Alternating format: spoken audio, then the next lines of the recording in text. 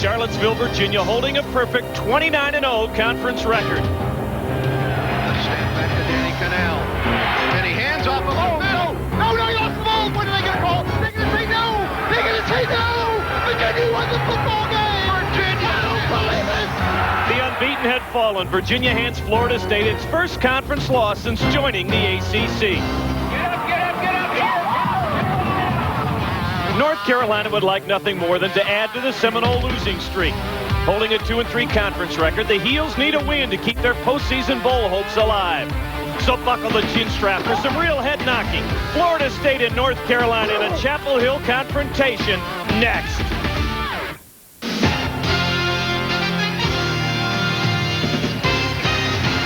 Week of work and practice and is ready to regain that form to put him on top in the country.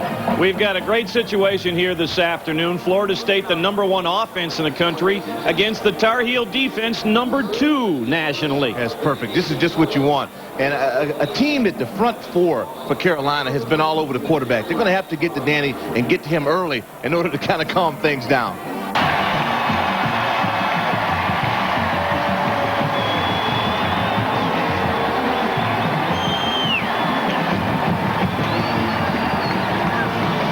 North Carolina and Florida State. We've got the kickoff from Chapel Hill, Kenan Stadium, coming up next. For the continuation, but how that wind will freshen as the afternoon goes on, that could also play a significant. Marcus Wall, the deepest in the triangle, stands at the Carolina goal line. And the senior will field it at about his 5. Wall into a herd of Seminoles right at the 20-yard line, and that's where North Carolina will put it in play. Behind fifth-year senior Mike Thomas. Nearly 2,000 yards passing this year, but that right-hand column, the interceptions, have plagued Mike this year, the 17.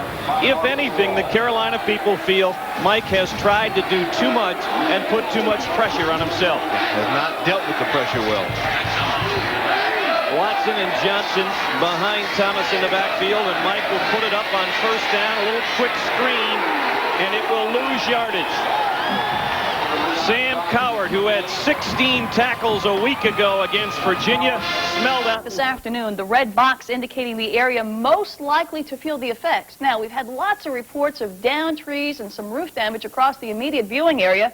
In addition to the tornado watch for this area, there is also a tornado warning in effect. Like he got the back of the shoulder pads. The break for North Carolina is they will get another third down out of it.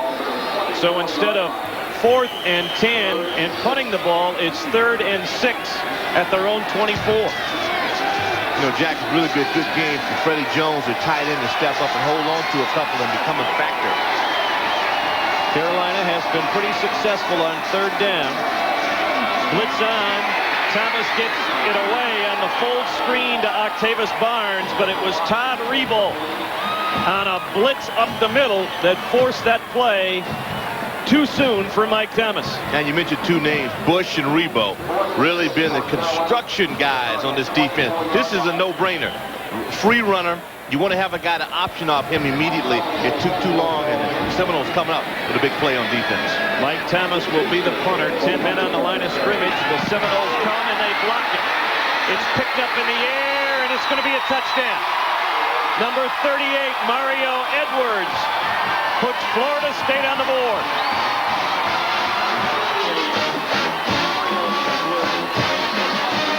Florida State sending 10 men, smothered Mike Thomas. Yeah, Mike's got to speed the operation up. I mean, that's a statement of the year. I mean, you watch this. Snap is there.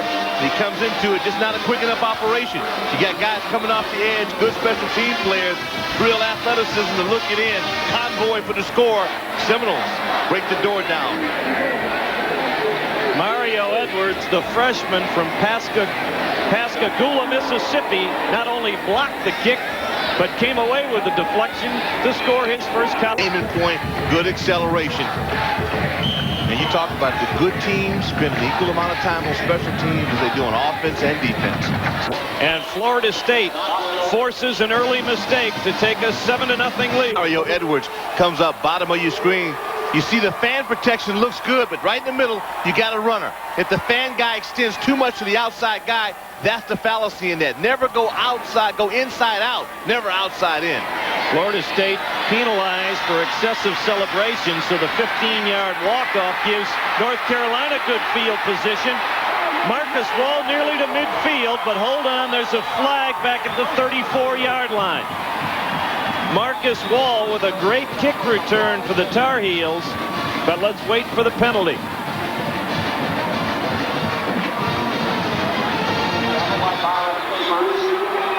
A holding call against North Carolina negates the great return by Marcus Wall. The Tar Heels, the least penalized team in the conference. During the return. Back to the first series, Mike had a little problem executing the option. Seemed to slip. No, we have to ask Hogwood, is it the spikes? So he just slips and goes down on that. A lot of times, it'll take you a series or so to make sure you got the right footwear on. Peter Boulware, the redshirt Feaster, is the free safety, and Thomas gets this one away, and it's a dandy. Feaster at the 50-yard line breaks a tackle and takes it into North Carolina territory to about the 42-yard line, where Keith Newman made the hit. 39-yard punt, 8-yard return, and great field position for Danny Cannell, the senior out of Fort Lauderdale, Florida, working on an outstanding season. 28 touchdowns and just 9 interceptions, running that fast break offense. By Mike Thomas. Danny Cannell is quarterback. Dunn, the lone setback as Florida State starts in the 4 wide receiver set, and they give the ball to Warrick Dunn, and he's got the edge. Warrick Dunn still on his feet. Warrick Dunn may score. Touchdown, Florida State. 43 yards for Mr. Sensational, Warrick Dunn. My goodness. Hernandez out on the edge to tackle. And you like to get started. You want the ball in the hands of your go-to guy. Florida State learned his lesson well against Virginia. No messing around on this one, so you got the great down block. Now here's a guy running on a slick track and making it look like he's got Velcro on the bottom of those cleats.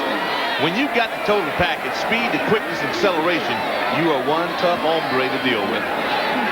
Florida State felt they didn't give Warrick Dunn enough touches last week. They take care of that problem right here, as they have scored 14 points in a little more than 3.5 minutes of this football game.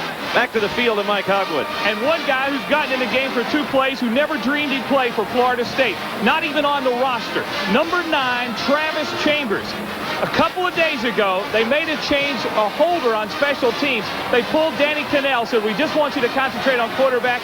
Travis Chambers gets his dream to play for Florida State. He's held twice so far, 2 extra points.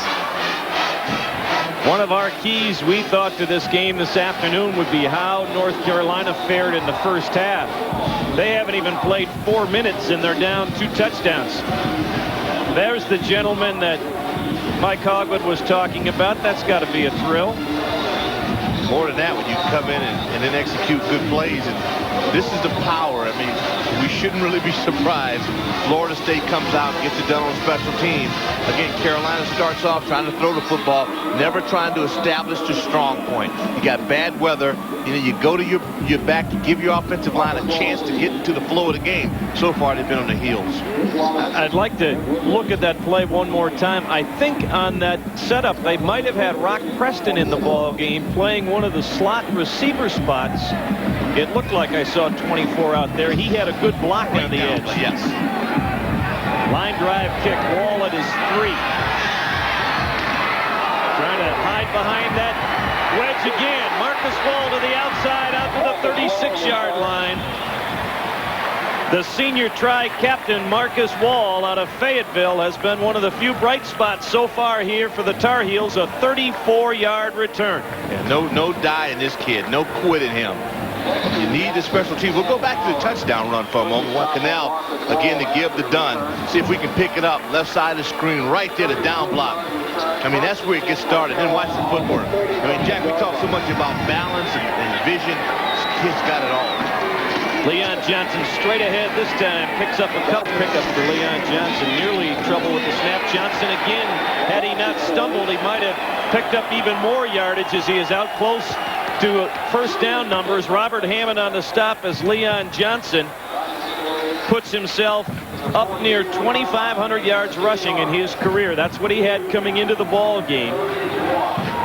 He has 10 yards in this game. It's 3rd and short. Yeah, so this is attitude football now. Now you're playing.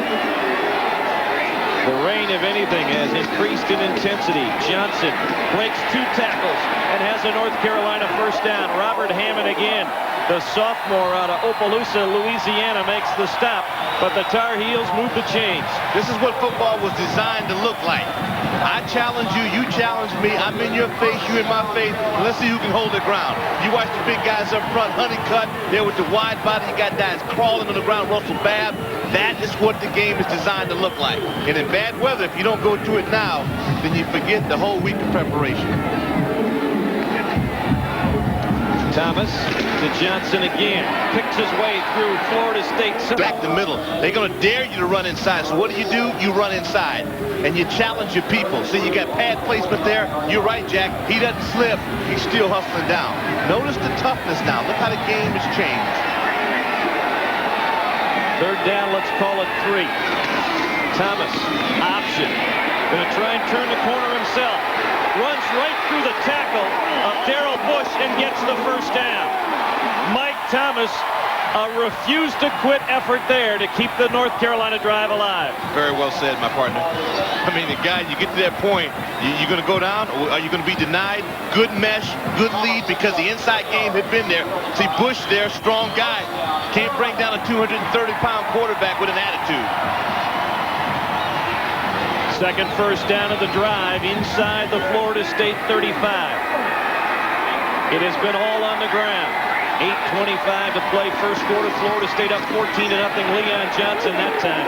They have great technique and great quickness. Thomas checking off at the line of scrimmage. Deep handoff. Leon Johnson picks his way forward to about the 30-yard line. Had he been able to squeeze by that last man, he might have gone the distance. Up in College Park, Maryland. How about this score? The Maryland Terrapins, an early shocker, leading Virginia by 11. We're on 3rd down so far. Thomas on the option. Nowhere to go thanks to Sam Cowart. Great recognition of the option, and Cowart never gave Mike Thomas a chance. This is when the film studies pay off. You all week long, your coaches are trying to drill. You know Coach Andrews. Now watch this guy. See, there's your keys. They see the keys and they attack. And see, you have no shot. You mentioned it. You know, you really want to go north-south against this club. This is not the club to try to reinvent offense in football and go lateral, go right at them, or just plan on punting a lot. Mike Thomas will try and pooch the ball towards the corner, but it will skid into the end zone. 30. Doc, in the top 4, 8 straight years, and if they can win out again this year, it'll be 9 in a row. Yeah, that is the most incredible stat of record. Not easy to do, but doing it well. This will be the second offensive play of the game for Florida State, and they're already up 14-0. Play fake. No, it is Warrick Dunn on the carry, and he slips another tackle, and Dunn has first down yardage out to the 32-yard line. James Hamilton on the stop. Great ball movement by Danny Cannell and Warrick Dunn. I don't think anybody was really sure whether or not Mr. Dunn had the football. Good block by the fullback. Khalid Mohammed Abdul comes again. Good block again. Dunn with the swivel hips, as we used to call in the old days. Well, you know that, Jack, since you were there. You were there in the old days. Cannell rolls out, little toss out to E.G. Green. And the sophomore from Fort Walton Beach, Florida, has it out close to another Florida State first down, and it will be a 15-yard pickup on Cannell's first pass of the day. When you run the ball well, play action, it's all yours. You own it. Look at the flow. You only have 2 blue shirts in the picture. That's good work. This team can score quicker than anybody in the country. Lightning strikes, about the best way to describe it. Dunn again off tackle. This time A good job by Kavusa Bamaze to stop. Number one, you got to get Jones blocked. They do that with a nice double team, and then you see K. Mays and company. Completed to Andre Cooper. Depending on the spot will keep him a little bit shy of the first down. Terry Billups on the stop as Andre Cooper gathers in his 50th catch of the year. Mark Richt, their offensive coordinator, see, they pump you so well with the pump and goes that you have to give them space. And this is how they're open. You wonder, how can a guy be that open? Because they stop and go so much on you. 3rd and 1. Abdullah, the fullback in the eye, ahead of Warrick Dunn. Dunn gets the ball, and he meets Hamilton. James Hamilton hit him right at the line of scrimmage, and I don't think he got it. No. Abdullah, nice. Good afternoon from the WCTV Weather Center. This is Nancy Dignan with a special weather update. We do have a tornado watch in effect for just about all the viewing area in this red box area until 2 o'clock this afternoon. We also have several tornado warnings. In progress. They spread out, and that's what they're going to do. Now he's changing the play. Huddle clock still has 6 seconds. Yep, that's what they were trying to do. And North Carolina was disciplined enough to stay at home. They thought they could get them with the shift. Dead ball, delay of game, offense, 5-yard penalty, 4th down. Surprised more teams don't do that more often. What do you have to lose? You know, you just might get a kid to jump. So it will also give Sean List more of a chance to kick this ball fully and keep Carolina pinned deep in their own territory. Marcus Wall awaits the punt. High kick. It takes a good bounce for the Seminoles inside the 5. North Carolina will be pinned deep in their own territory when we return. 3:33 to play in the first quarter. Florida State up by 2 scores. North Carolina inside their 5, and it was tough sledding on first down for Leon Johnson. They can ill afford to fall 3 scores behind. Freddie Jones with the sliding catch. It gets them out a little bit, but keeps them shy of the first down. Time for First Union. State on 3rd down. Leon Johnson tried to lean forward, but he's going to be shy of the first down. Sam Cowart, the first man to reach him again, and North Carolina will have to punt away the football. Got the pass to Freddie Jones, but he couldn't keep his feet. They probably would have picked up the first down on the previous play. Well, you know, when you miss a few, and Freddie has some misfortunes over the past weeks, you start concentrating so much on catching the football that you forget your legs. And that happens a lot. I know you didn't drop a lot of passes in college, Jack, but, you know, it does happen. Mike Thomas, 3rd punt. Here comes the pressure again. Thomas gets it away, and it's a good kick. Feaster, fair catch at his, make it the North Carolina 47-yard line. So the Seminoles will have great field position again after the 35 offense. Danny Cannell on the roll against pressure, threw it behind his intended target, Rock Preston. Let's see that microwave football down on the field, Mike. There it is. They just take one out. The guy sticks it down inside his shirt. Here comes another one right out of the oven. It's hot, it's warm, it's dry, and it's ready to go up in the air. Tell you what, Mike, Doc needs one of those big pretzels, so you slip one to that guy, you know, toast it up for him.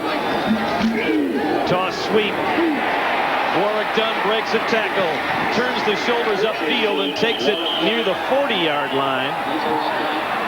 It'll be a pickup of 5 or 6 on the play and leave them with 3rd and medium. Russell Davis had great penetration on that play. It's 2 plays in a row now that what Tar Heels have been able to do is get some penetration. You can sense it. They're starting to get into a flow. See, that's the near stop. This is why Dunn is done, because he makes people miss. He's got great speed.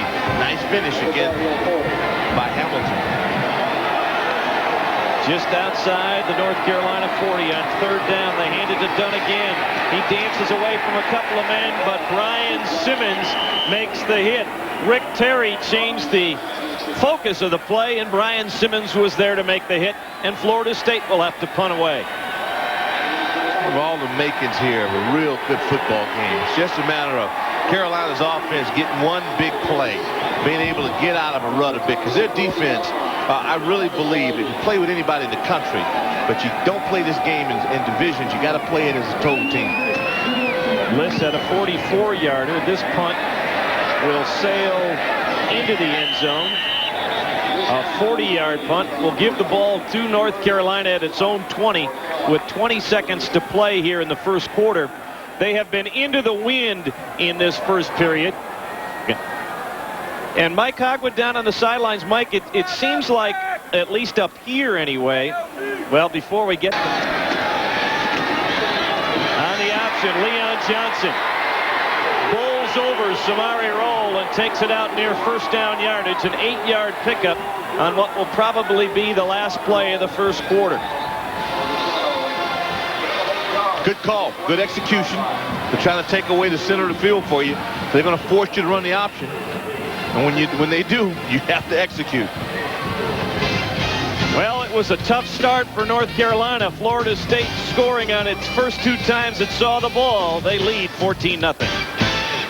Second and short, they give it to the fullback, Chris Watson, and he is not going to get the first down as he is stacked up after a yard gain. Here's a look at the Lee Apparel first quarter stats.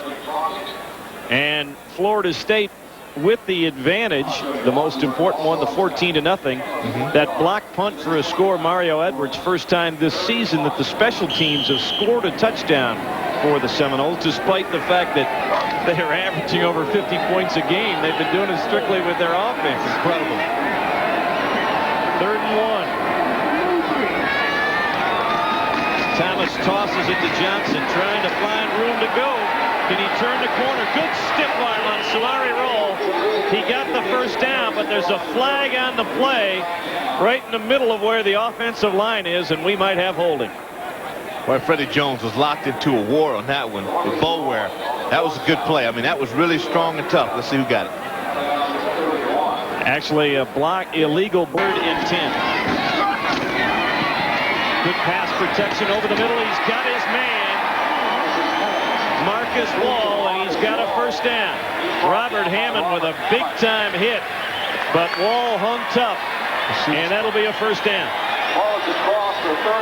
Well, this is the part about Mike Thomas that just got to drive the folks of Carolina wild. This is what he can do. I mean, that's a slingshot. Right there, ball right on the numbers, good catch. They get the spot and get a first down, and this is what he's capable of. And Marcus, again, is just a senior leadership. Big play. Good block by Jerness Geathers on the blitzing Darrell Bush. 1st and 10 Tar Heels. Thomas option. Johnson trying to turn the corner, but good open field work by Samari Roll. Also, Henry Crockett over there to force Johnson wide. But L.C. Stevens, big block on the edge. This shows you how good the Seminoles are defensively. The number game is there. They got people being blocked, but they got quick makeup speed. But you can run the guys down with speed from behind. I mean, it's no way to draw that up on the blackboard where the numbers should favor you. Henry Crockett, the junior out of Pompano Beach, Florida, was the guy who helped break up that play, and Samari Roll, the sophomore from Miami, finished it off. Showing blitz, and Byron Thomas got out of there early, and Carolina will be backed up again. Dead ball, prior to the snap, false start, 5-yard penalty, second down. We've been talking about the rain being a factor, but Mike Hogwood, up here it appears the wind is pretty severe. What is it like down on the field? It's at Carolina's back here in the second quarter. It is. Down on the field, it's not near as bad as what it might look like. The flags on the goalposts are actually pretty still, and the American flag is not blowing that hard either. It's not as much of a factor now as you might think. Thomas steps up, has his man, Marcus Wall. It's another North Carolina first down. Linton, the former tailback, moved to fullback, will fight forward and should have picked up another North Carolina first down. One thing you have to wonder in this game, just because of the makeup, and I'm sure it's some concern for Bobby Bowden and his staff, his offense has not been on the field very much. You had the block punt for the first score. Their second possession, they score in the very first play. That's a team offensively that I think, Doc, relies a lot on rhythm, and they're not getting much of a chance to get any rhythm because they haven't played very much. Well, if you're a Heels fan, you pat yourself on the back, but you got to finish. You're making a good point early. Without points, it's all for naught. Tough pitch that Jeter was able to get. But Sam Coward again. Sam Coward had 16 tackles a week ago. He's 9th in the conference overall. He has a half dozen already in this ball game. Boy, high school All-American out of Jacksonville, Florida. He's been on a roll. Last week against the Cavaliers, I thought he was short and spectacular. So you watch him. Keep those shoulders square. When he gets to you, you're going down. He's got that strength, 400-pound plus bench press, and got the speed to match it.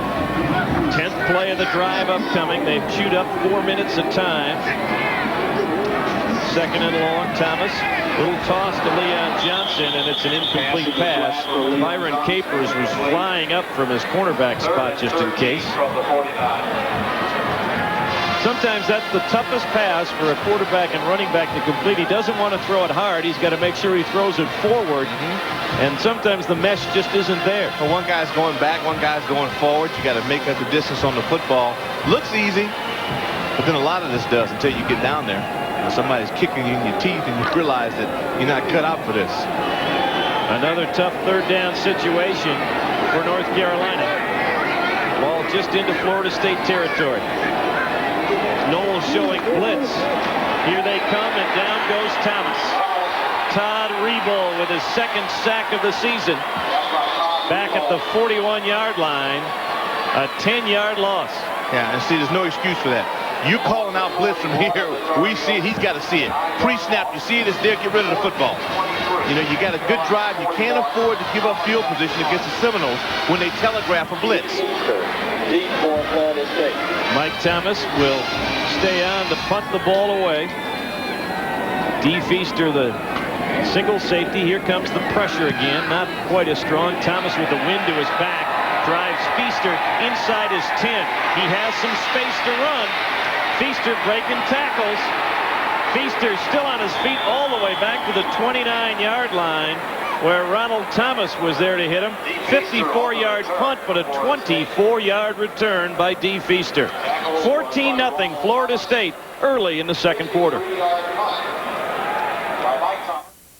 Serious damage. Make a play, and Carolina could definitely use about 17 yards of field position, but that's FSU, man. They get the great ones and they produce, and this is ridiculous, Jack. An advantage of better than 11 minutes, but down 14 on the scoreboard as Danny Cannell gets his offense out there for the first time in the second quarter. And he'll put it up on first down, looking to the sidelines, and he's forced to throw it away. Brian Hamilton, James Hamilton had good coverage on Warrick Dunn, and Brian Simmons had good coverage on Khalid Abdullah. And the key to Hamilton and what he did that was great was to not get too close to Dunn. You don't want to allow him to get upfield on you, so you give him that margin. Seminoles going without the huddle, calling it at the line of scrimmage. Deep handoff to Dunn. Jitterbugs his way over the 30. Brian Simmons has him there. He'll be shy of the first down. It'll be third and a long 3. Back to the field and Mike Hoggood. Hey, Doc was talking about Mike Hobgood, number 61, playing well on offense for the Tar Heels. Interesting note about Mike Hobgood. He's the best Mac Brown impersonator you've ever heard. Last year at the Sun Bowl, he stood in front of a group. You close your eyes, you'd have never known the difference between Hobgood and the coach. Guy's got a lot of talent. Like it. He can check curfew on everybody else and scare the devil out of his teammates. Call you up and take the scholarship away from you. Through the hands of Warrick Dunn. Was that a lateral? Yes, it was. Well, let's hang on. Michael Dover and his crew have not yet decided. Yes, it is. Greg Ellis comes away with the football. Danny Cannell and Warrick Dunn arguing that it was a forward pass. Great recognition by Ellis. Here's a young man that knows the rules of the game. I mean, realize, never hesitates. Then you watch, then you see Jones up front, swallow up 2 guys. Now watch 87. See, he never hesitates. You know, why would you? You go secure the football and you let the guys in stripes call the play. There Cannell again. Tough to see on that angle, but I just like the fact that football players play football and they let the officials call the game. Turnover gives North Carolina its best field position. They give it to Watson, to fullback. Chris Watson down to about the 12-yard line, where Darrell Bush was finally able to collar him. Thomas gives it to Leon Johnson, a late developing play, and Connell Spain, number 96, had good penetration to follow up that effort. Watch how Spain made the play. He backed into it. Now this is a real great football play. Spain gets in. You're going to see some penetration. 96 and White, you see him. He kind of gets turned around. Now watch him back into it right there. See, he kind of puts that rear end in the deal and makes the play. I wonder how they'll credit that. Is that a tackle? Well, if it was hockey, it was an excellent hip check. It was. That's a check. That's getting it in there, man. Third down and a long 2. Thomas had trouble with the snap, picked the ball up and got the first down. And then he lost the ball. But the officials, I believe, are going to say the ball was down. Now let's hang on a second. Talking about a whirlwind of emotion for Mike Thomas. Just over the chin by Mike Thomas. Michael Dover said the ball came loose on contact with the ground. Florida State scored 14 points in the early going. Chris Watson straight ahead down near the 6-yard line. If you're just joining us, a blocked punt and then the first offensive play for Florida State put 14 points on the board in 3.5 minutes.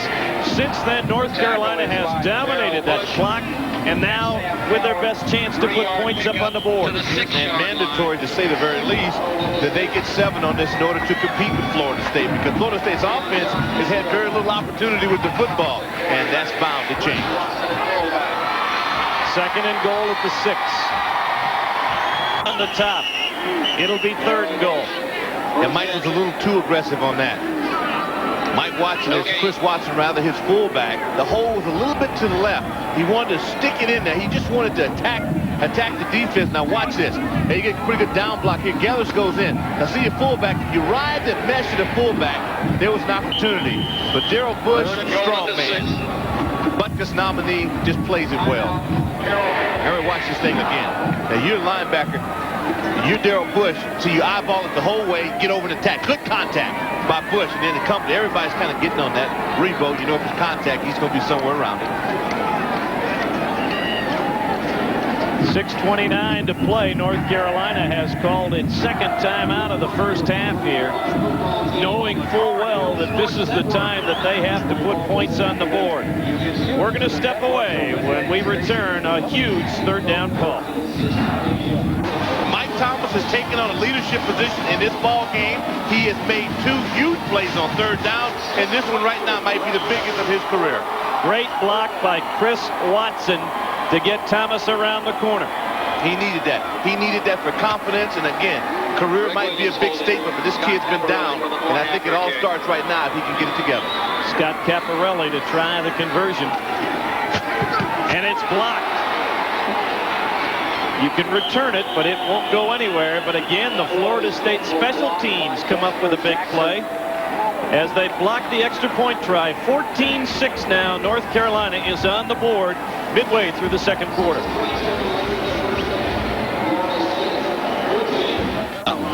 That's Jordan. That's Jordan getting up. Here's the difference with Florida State. They have better athletes on special teams. And when you get the cream of the crop playing teams because they just want to get on the field, you're going to have big plays. Well, they had started that touchdown drive, North Carolina, at the Florida State 21-yard line. Their previous 4 possessions, they started on average at their own 20-yard line. A lot different with the short field. But what they've done is establish a consistency. They can move the ball against FSU. Now they've got to get some big plays. And hey, their defense, let's credit the defense with the big play. But Mike Thomas with 4 big plays in that drive. Caparelli kicking towards Jermaine Green and Rock Preston. Kick coming towards Green at his 6-yard line. Trying to find the wall, and he'll go down just over his 20-yard line. Jomo Leggins, among others, leading the way for North Carolina, as well as Jamie Carrick. You can play this game a lot better when you play it with a large amount of emotion. This game was not designed to play lackadaisical. I mean, you got to get out and be fired up to play this. Right now, it appears that Carolina has that, but Florida State can get you so quick. You just hear that offense ticking out there.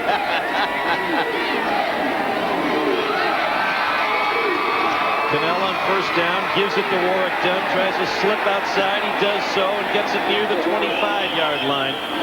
He is remarkable at his ability to stay balanced against contact at just 178 pounds. It's almost like he's got his body just coated with Vaseline. I mean, people don't appear to be able to get grippers on this guy. I mean, watch this. There's one, there's two, there's three. I mean, it's just on and on. Not just this game, but every week. He came in averaging better than 8.5 yards a carry. For much of the year, he was over 10 yards a carry. Huddle clock down to 2 as Cannell snapped it and fired it into the flat, where Andre Cooper got it and then paid for it from Omar Brown. Now make it E.G. Green rather than Cooper who caught the ball. Yeah, E.G. good hands, you know, in a tough condition, but then you got to lower the shoulder and deliver a blow. I mean, you don't have to take this kind of punishment as a receiver. What would you say, Coach Corbin? I got to tell you, you want to be the hitter, not the hitee. No, I mean, you avoid it like that. First and 10. Clock stopped with 5:17 to play in the half. 14-6 Florida State. Cannell will put it up again. Deep down the middle, he's got E.G. Green into North Carolina territory at the 42-yard line. E.G. Green and Andre Cooper have combined for nearly 100 catches and almost 1,500 yards this year. This one went for 26. Averaging 16 yards of reception. There's a little phony accelerate. Nice cut. See, that gives you the separation, and the ball is right on the money. So Cannell coming back showing the arm strength. Cannell going to put it up again. Goes out to the flat to the youngster Ron Dugans, the true freshman out of Tallahassee. They like him a lot. Wade mess him out with the broken clavicle, and Dugans, the youngster, trying to be like Tamarick Vanover and be another homegrown product, doing it for the Seminoles. And they like all the young people. All the young people are just extraordinary athletes. Cannell, pass deflected. Good effort by Warrick Dunn to beat K. Mays, Kavusova Mays, to the ball and prevent the interception. We think it was Andre Purvis who got a piece of the football. See, this is playing the game from the neck up. When we talk so much about athleticism, but this is a thinking man's game. And right now, when that ball is tipped, Dunn's got to say to himself, now I got to come back and stop this from happening. That is a great football play by a super player. 3rd and 3. Cannell again. Lots of time. Down the middle, he has Rock Preston. Rock Preston, who on a couple of occasions has played in the slot and the normal tailback with a 28-yard gain. And see, they have Sean Boyd now, and he's in no man's land. What gets him is that little wrinkle at the top of the route that freezes him. Then the ball is right on the money. You don't have a chance to recover for that. So you got to gamble.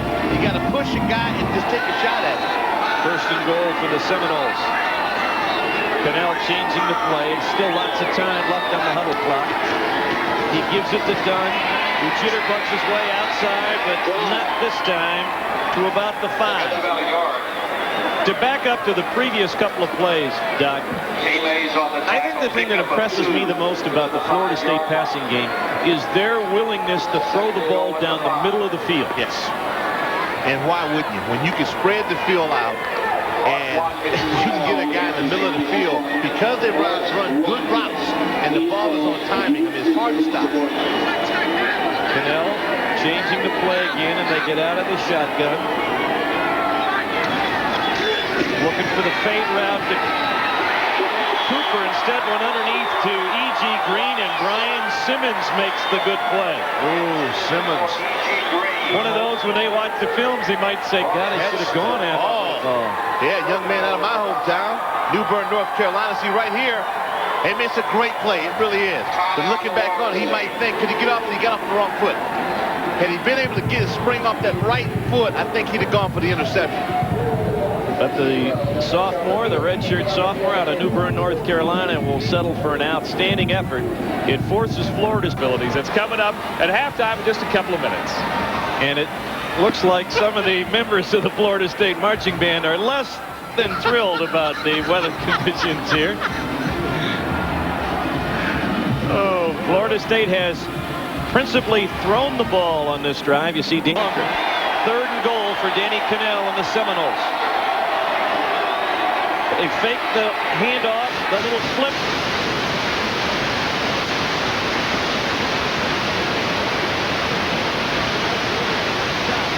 They ran a cross fake in the backfield with Abdullah and Dunn. You see the two men crossing. Nice play, really good. But the key is Cannell finally hit the turf. And Boyd does a great job just to stay in range. It's the first time 13 has hit the turf, and you cannot beat him with him in a dry jersey. Florida State will use another timeout because it's 4th and goal at the 1. Scott Bentley, their field goal kicker, is just 5 of 12 this year. And again, with these weather conditions, Doc, another touchdown to kick the lead out to 14 or more points is paramount to really change what North Carolina would do the rest of the game. No, I agree. Nothing's guaranteed in these weather conditions, but you look at the back of the jersey, Cannell, and then one to Davis. So that pays dividends. That pays dividends right down the road. Nice catch.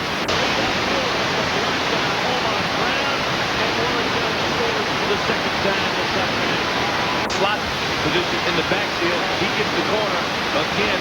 Abdullah, beautiful block out on the edge. I mean, that gets it done. Omar Brown doesn't have a shot. Seminole score.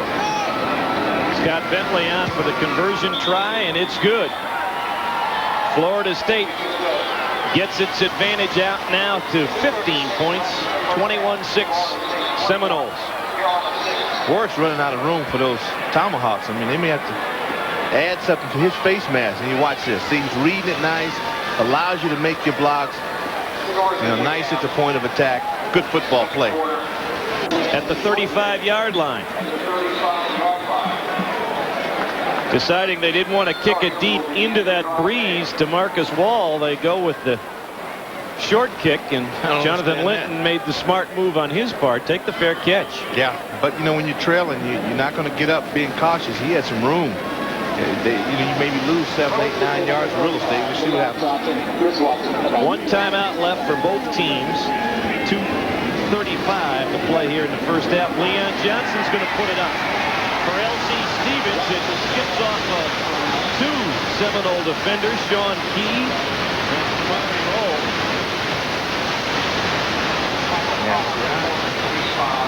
You try to get it all at once. You usually never do. Good football team. What you do is you... Of the season, Octavius Barnes was just a little too casual on that football. Yeah, but they're tap him on the shoulder, let him know it's a football game he's in.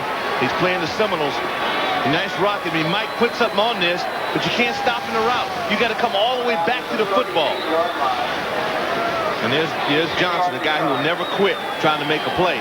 But what happens, you get the 2nd and 10, obvious passing situation. Corners are going to jump on that. 10-yard return for Byron Capers on his 2nd interception of the year. We apologize for the technical difficulties we are currently experiencing under these adverse conditions. We're working to correct that for you. As Danny Cannell looks to put more points on the board, going deep for E.G. Green. And it's broken up by a trio by Greg Ellis as Russell Davis knocked Cannell to the turf. Great coverage, though. That was a coverage sack, not a knockdown. Carolina, again, you in that red area, played it very, very well. Robert Williams, a freshman out of Shelby, North Carolina, comes in as an extra defensive back. 70 seconds to play here. They can get a first down inside the Carolina 3. Cannell with time underneath to Dunn, who lost the football. Picked up by, now they're going to say incomplete. Ooh. Brian Simmons came up with the ball. They're saying that Warrick Dunn never had control of the ball. Seminole fans agreements to go, and it is picked up by Brian Simmons. Simmons will go down at about the 5-yard line. Danny Cannell threw it late down the middle, tried to throw a little jump pass, and Brian Simmons thwarts the Florida State drive. Well, Brian got a feel for that football, and he said, I kind of like this, so I'll come back and try to make it legal this time. Again, we talked about all 3 linebackers. Now watch this. Again, looking at this, he's kind of feeling for it. Now he recognizes they're going to throw back. And again, we get back that jump ball situation, caught at the highest point, and now he tries to give you his rendition of Jack Corrigan at Cornell, trying to break tackles. And I was just about as successful. They go straight ahead with Chris Watson for a couple. Let's go to Mike Hogwood for an injury update. Octavius Barnes has injured his hip. He's had to go to the locker room. He just walked by me in a whole lot of pain. We'll have to check in and see in a minute if he'll be available for the second half. Yeah, maybe pulled a muscle, trying to come back for that football, and it's why he stopped. North Carolina content to let that clock run down. That was a huge stop because Florida State will get the ball to start the second half, and that would have really put them in jeopardy if Florida State had scored. Best the Seminole offense and the Tar Heel defense. Dave Burchett, our director, said that when he saw that shot of Bobby Bowden on the sidelines, he said, as Ray Davies of the Kinks would say, a follower of fashion, right? But Bobby's saying, mention Burchett's name in the air. Now that took a lot out of you. Bobby's saying, hey, this is warm and some hope of staying semi-dry. He looks comfortable. He looks, it does like a boxer. Like a boxer. He's been in some wet weather, though. He understands it, and I think his team has responded well. We didn't know how they would respond coming off the loss. Well, that early touchdown on the special teams really was a good charge up for them. They controlled the tempo, and they had a spirited week of practice. I mean, they were knocking guys around and fighting and going after and scrapping. This football now, Hogwood must have a string attached to that ball somewhere. Scott Caparelli, like so many of the soccer-style kickers. Well, Doc, give us your analysis of that last. Watch it again. Well, it's all in the placement. See, the placement wasn't good to start. Eventually, you're just going to lose continuity in that. So I think when we look at that, the holder didn't have it. And now we bring a holder in. Yeah, well, they've got the ball in a different spot on the tee anyway, and the holder's there now. But his glove is not really fastened on. That could be a factor. Caparelli. High, short kick. Jermaine Green on the run, goes off his shoulder pads, ball's loose, still loose, and Florida State comes up with it. Boy, that went right off the shoulder pad of number 9, Keith Newman. And poor Keith couldn't hang on to it. Tar Heels create the #1 fallacy in football. Secure the ball. Don't be a hero. Secure the ball when you're trailing. And they don't. And that's one where, I mean, anytime you put the Seminoles on the field, you just kick yourself. Rock Preston in the ball game, as well as Warrick Dunn. So they go with the 2 tailbacks and no fullback. And they give it to Preston. He skips his way into the open field out to the 35-yard line, close to a first down. Rock Preston, the sophomore out of Miami, Florida. You can see up and down first half for Danny Cannell and company, in part because they didn't see the ball all that often. Had that one good 10-play, 79-yard drive. Yeah, I thought you made a good point about rhythm early on and how important it was for the Seminoles to get some touches. Cannell again gives it to Rock Preston, and Preston fights forward for a couple.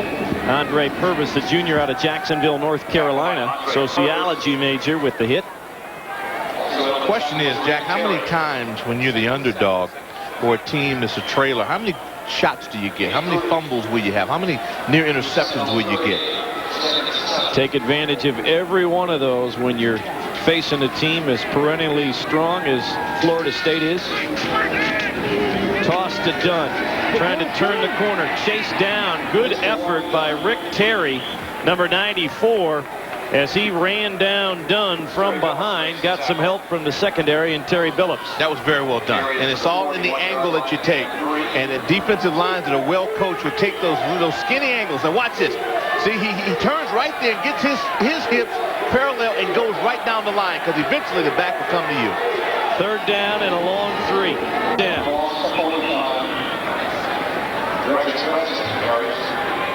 Oh, E.J. Green in there blocking. I love wide receivers that get in and don't mind getting soiled, and that'll block.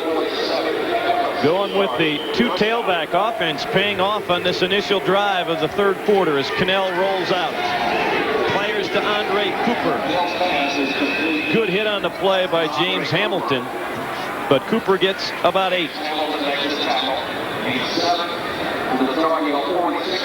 I'd sure like him to get out of that if I've got to defend him. I don't want to see Dunn and Preston. Andre Cooper with 2 catches for 14 yards. He has 4 games of more than 100 yards this year. They have gone a lot to Green. Again, that little quick handoff to Warrick Dunn. Penalty flag goes down in the area where you might see an illegal block. So let's hang on. Michael Dover says it's holding.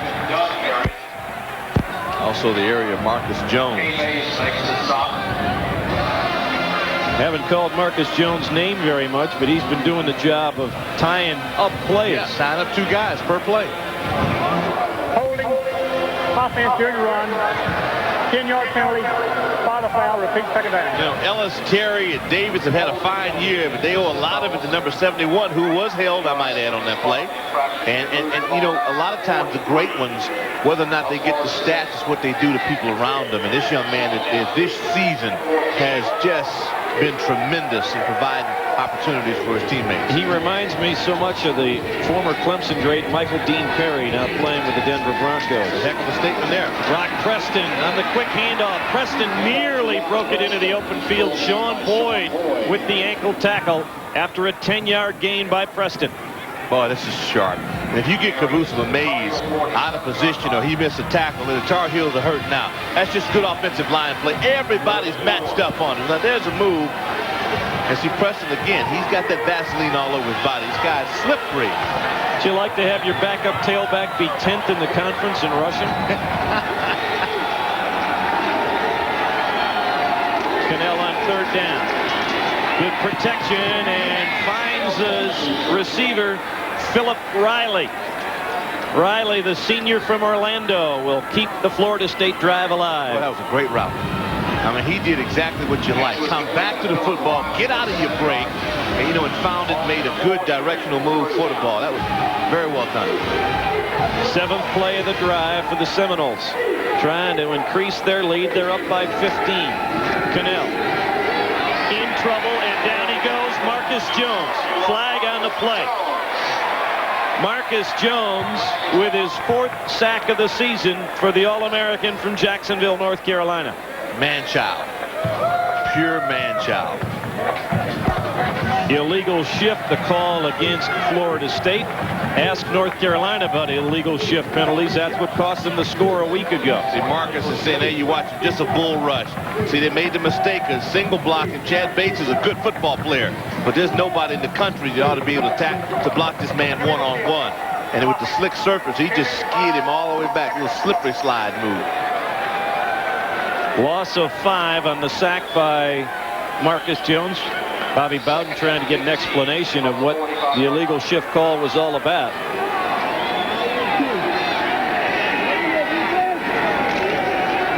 Cannell, little dump pass to Warrick Dunn, slips by Mays, slips by Brown. Sean Boyd is finally there to shove him back at the 39-yard line. It's a pickup of about 6 or so.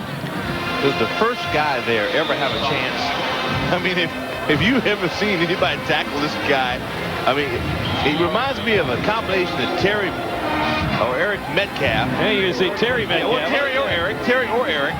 But he runs between the tackles a little bit better than Eric. I mean, just tremendous. But got some Metcalf in his system, and that's an honor. It was an 11-yard pickup, 3rd and 4. Low snap, Cannell handles it. Now flushed out of the pocket, and his pass is nearly picked off. Greg Terry, or make that Rip Terry and Greg Ellis with big plays there. Greg Ellis was the guy defending Warrick Dunn out of the backfield. Isn't that neat? That D-line, man, doing it all. A little pass coverage. Again, though, Marcus Jones tying up 2 offensive linemen. Boy, if Greg Ellis can make that play. Well, you're asking a 260-pounder to make a play like that. Well, yeah, if you want to beat FSU, you got to do some things that sound a little unorthodox. Sean List punting into that strong breeze. It hangs up towards the corner and will bounce out of bounds at the North Carolina 5-yard line. A 29-yard punt, but very effective. 21-6 Florida State. 10.5 to play in the third quarter.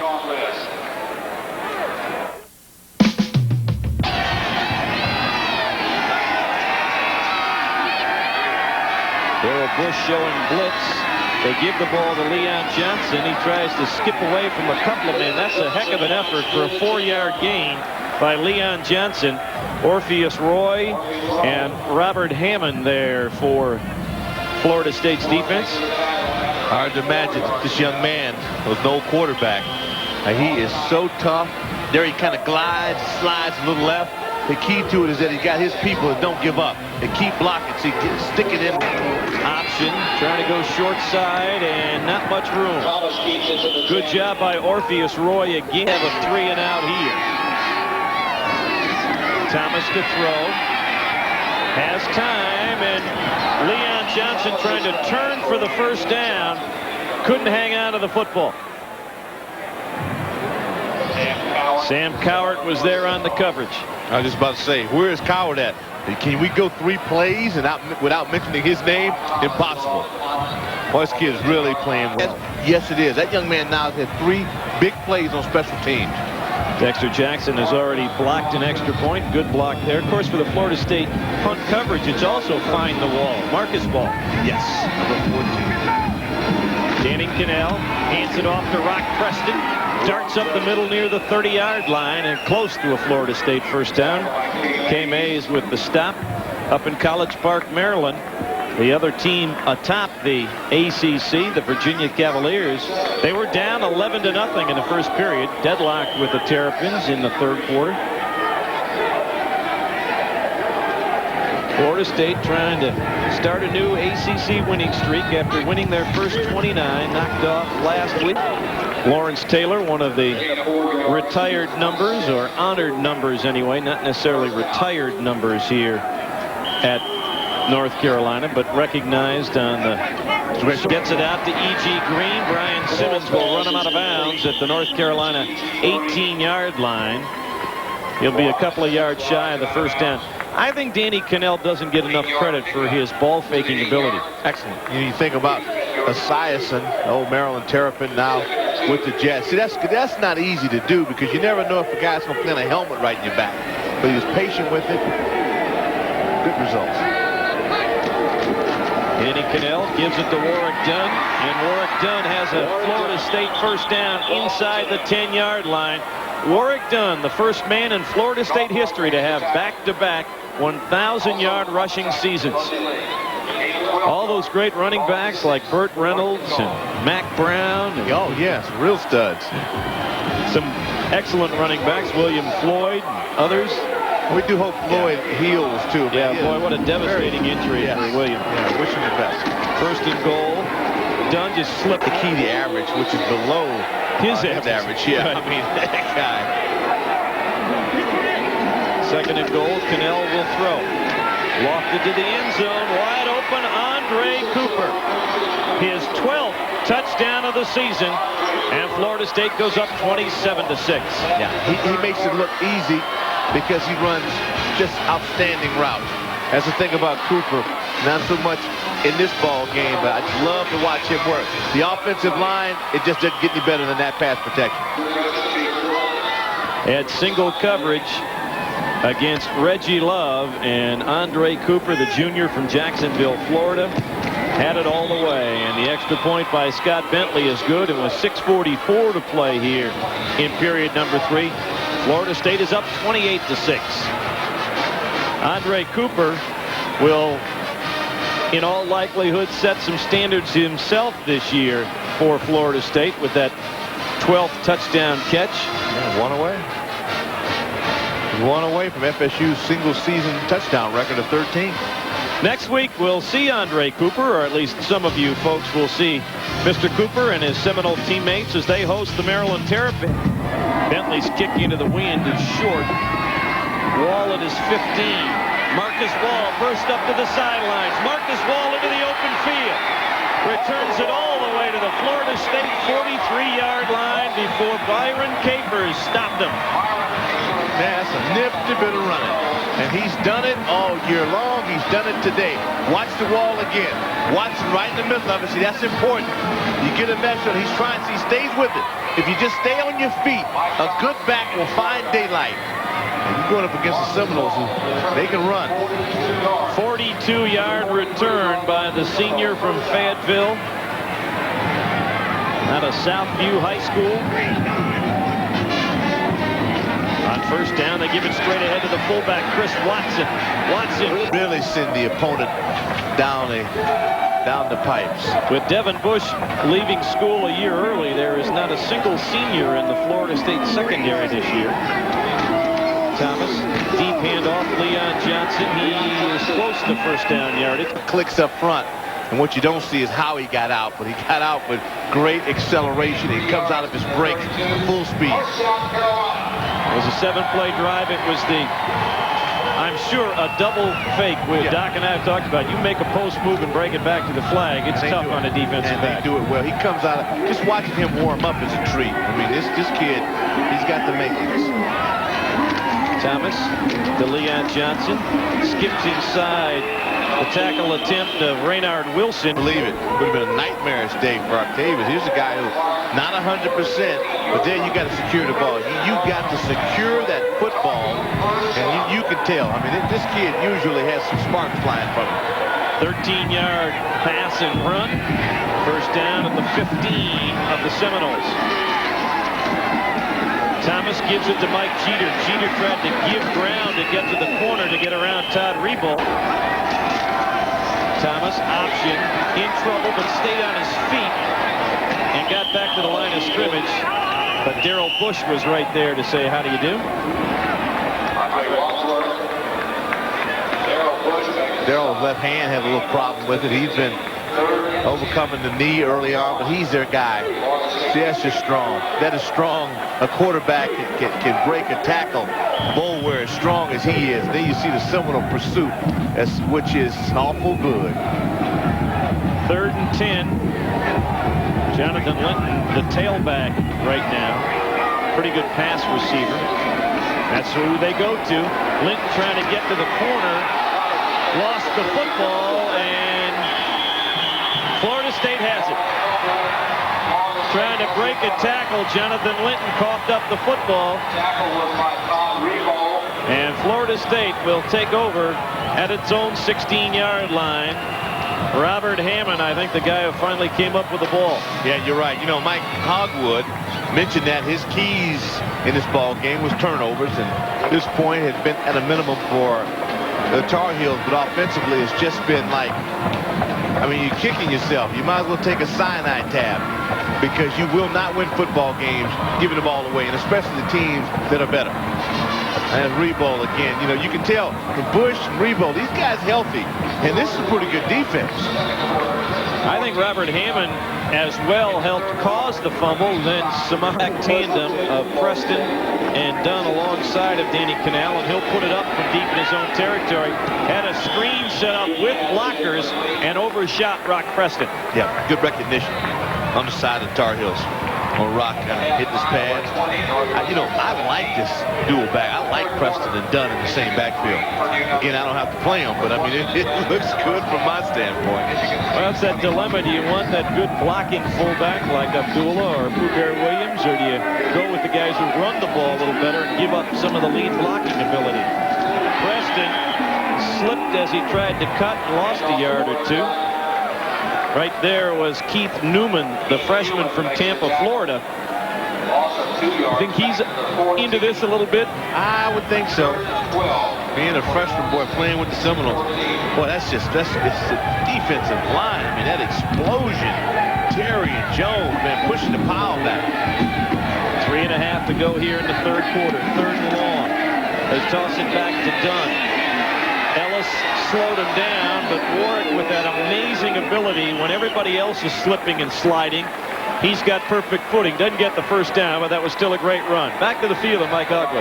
Leon Johnson turned his ankle, helped off the field. He's walking a lot better on the sideline right now. They're going to retape the ankle, and they think there's a chance he'll get back in there before this game's over. Weather any better, Mike? No, not at all. You look good, though, Hog. You look good. Sean List from deep in his own territory, kicking into the wind. Fair catch called and taken by Marcus Wall at the 48-yard line. Even on that gentleman. He's ready for it, but he's... No, I couldn't. Put the Indiana Jones cap. Mike Thomas, play action's got Barnes open. Couldn't adjust to the ball as the wind blew it away from him.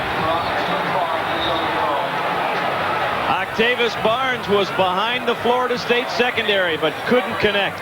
Well, you made a good point early on about the wind conditions, and even despite the fact that Mike Thomas has a big arm, here it sets up and it has all the ear markings of success. But watch the nose of the ball is up. The nose of the football is up in the air, and that means it is tough to catch as a receiver.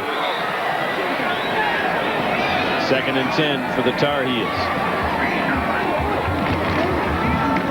Thomas optioning short side. Mike has running room inside the 40, almost to the 30-yard line.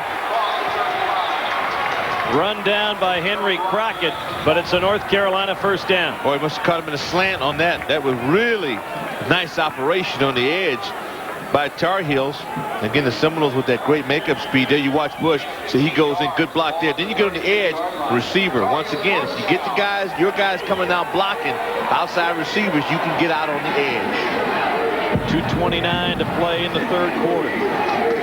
Thomas, quick slant over the head of Barnes and incomplete. Time to Barnes, but they tried to go upfield for more than 20-25 yards. Thomas will option to the wide side this time, keeps it himself, breaks a tackle, then pitched it to Jeter, but he couldn't keep his feet. Goes down right at the line of scrimmage, and it'll set up a 3rd and long. It was a gutsy pitch. It might have worked if Mike Jeter could have been able to stay on his feet. That really was. Mike's a little dinged up on that, but you're going to get hit. That's the thing about when you send your quarterback run the option. Defensively, you want to tattoo him. You want to hit him. Discourage that movement. Oh, boy, that's right around the face. 3rd and let's call it 9. Here comes the blitz. Thomas got it off, but low to Octavius Barnes. It'll set up a 4th down. Henry Crockett was the man coming on the blitz. Yeah, you're at 4 down. Well, it's a 4-down game at this point, but they need, they say calling all-star. You got to call on somebody to make a play. Somebody has got to make a play for you, or you cannot beat a team like Florida State. Mickey Andrews, a defensive coordinator, has done a nice job of disguising blitzes. That's about the 4th time a linebacker has come up the middle untouched. They've had a run through. They got him for a sack early on in the 2nd quarter. Showing that blitz again. Here they come. Picked up Thomas, then lost the football. It doesn't make any difference because it's 4th down and Florida State will take over. Good coverage downfield and good pressure on the quarterback. Peter Boulware just playing. I mean, these guys are playing so hard up front. There you see the run through. Again, Rebo picked up, but it's that Wilson again. Renard Wilson coming from one side. There's Rebo trying to take the ball away from Thomas. An injured Florida State player at the bottom. I don't know if that's Renard Wilson, the guy who stripped the ball away, or not. While they attend to the fallen Seminole, it gives us a chance to look at this week's Burt, Nebraska now in the top spot. The Seminoles are still among the top 3, and you can see the rest of the top 10 vote getters. If you want to vote, stop by your local Burger King restaurant to find out how you can cast your vote for number 1. Did you vote this week? Well, I voted in the general election this week, yes. Okay, well, I did too, but I'm going to the Burger King top 10 poll. No, I did not vote in the top 10 poll this week. Okay, still I check. Rain has fallen without stopping since about an hour before the ball game, trying to maintain its share of the top spot. Northwestern in a struggle at home against the Hawkeyes. Hawkeyes are a pretty good team. Northwestern, number 5 in the country right now. Wilson, the junior from Lake City, Florida, among the best in the country at sacking the quarterback the last 2 years. He's had 18 sacks his last 2 seasons. Cannell gives it to Rock Preston. Slipped off the tackle of Andre Purvis and moved forward for a couple. Mike Pringley credited with the stop.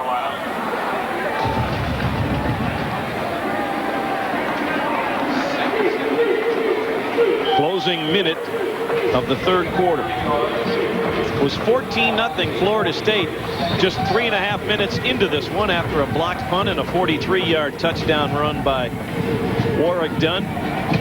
North Carolina closed to 14-6, but a late first half touchdown made it 21-6, and an Andre Cooper catch from Danny Cannell made it 28-6 here in the third period. Preston again to the outside, cut off by Sean Boyd and Brian Simmons. It'll be a third down.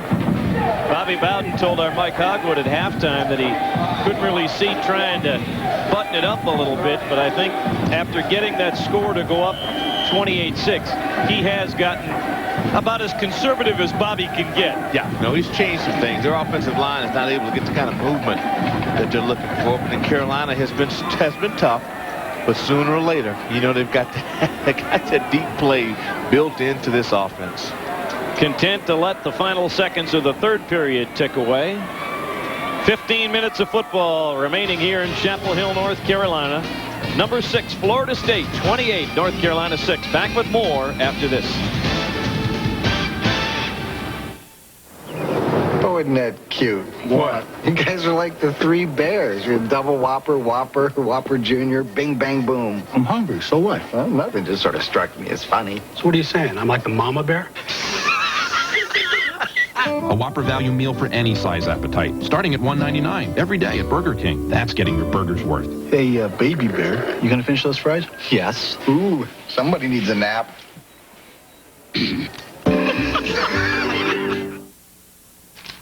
Winn-Dixie discounts all wrapping paper 50% every day. Yep, birthday, anniversary, holiday, pink, purple, even polka dotted paper. All 50% off every day.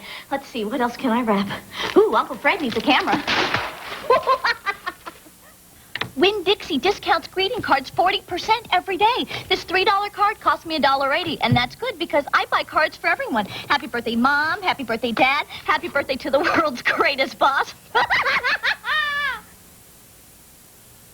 Advance Auto Parts presents part number 14, the brain. An active brain, like those found in Advance Auto Parts salespeople, is capable of analyzing any automotive problem. I can't understand why I'm losing compression. In a millisecond, the brain is working, computing options, calculating dimensions, until it comes up with the solution, allowing part number 12, the hand, to take over. Advance Auto Parts. The best part is our people. For super service and super deals, there's only one place to find them, and that's Proctor's Honda Superstore in Tallahassee. Our lot is overflowing with the all-new 96 Civics and Accords, and they're priced to sell. In fact, we're outselling every Honda dealer in North Florida and South Georgia. Before you buy a new Honda, shop Proctor Honda in Tallahassee. You won't get a better deal. For super service and super deals, it's Proctor's Superstores. When you need wheels. A happy, albeit soaked, Florida State marching band on the far side. Troopers. That's right.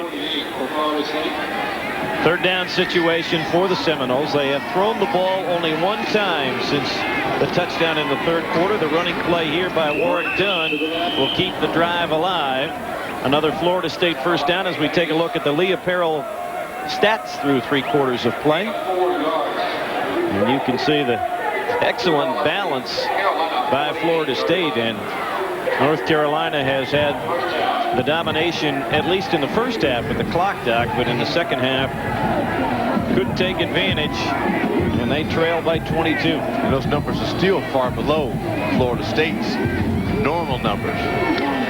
Dunn over over 100 yards on the day. The pass out in the flat. Big hit by Omar Brown, but E.G. Green hangs on to the ball at the Carolina 40. Yeah, big hit, big catch. 7th catch of the day for E.G. Green. Now still putting it on it. Again, you can see the effects of the wind. E.G. with the hit and then the kiss. 86 yards in receiving for E.G. Green. Nearly 800 on the year to Dunn underneath. Slips ahead of Kavusova-Mays and gets another Florida State first down. See now with the wind, although it's really whipping around at their back, Seminoles seemingly a little more interested in throwing at least the safe passes anyway. Yeah, well, one-on-one coverage for Kavusova-Mays. I mean, I don't think there's anybody in the country to be able to cover Dunn one-on-one.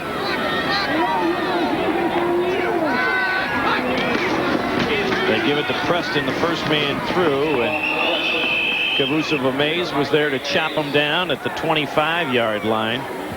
Lots of bad weather throughout the southeast. We understand there was some damage from a tornado touching down in Tallahassee this afternoon. Hopefully everybody is okay. Doc and I are going to be in Tallahassee next Saturday for the Seminoles game with Maryland. Looking forward to it. Preston again, right into the arms of Marcus Jones. See him, it's like a bear hug. You see that?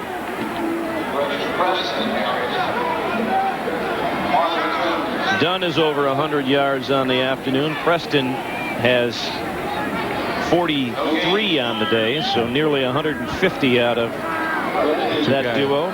Special moment there. Kavusova-Mays helped Dunn up, and that's respect.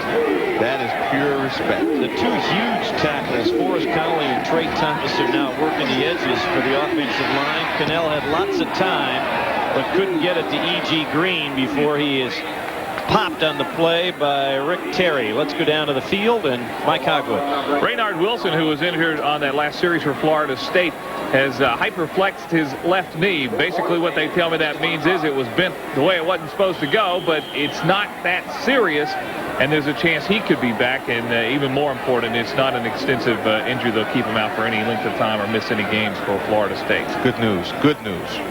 Florida State, I thought about taking a timeout. Instead, they are letting the clock. Now they call the timeout. And Danny Cannell was going to let the clock run down, but the clock had stopped after the incompletion.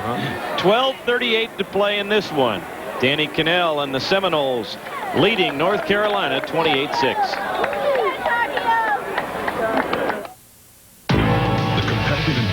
High-performance racing demands reliability. That's why the International Motorsports Association asked Exxon to formulate their official racing fuel.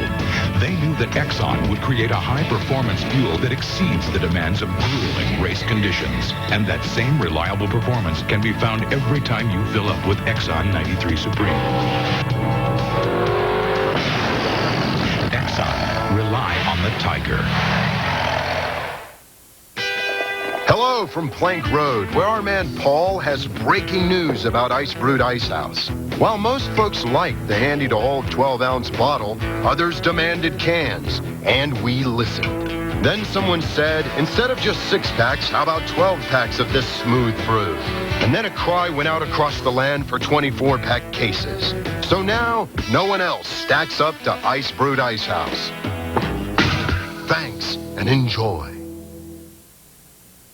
See that really bright star? There. That's the North Star. Can I make a wish on it? Sure. Then I wish I could go up there. Then you probably will. Wishes, like college for your kids, need help. At First Union Brokerage Services, our investment counselors give you investment advice, and just $50 can get you started in mutual funds. I'm going to be an astronaut. I know. Visit a First Union Brokerage Services representative at any First Union branch.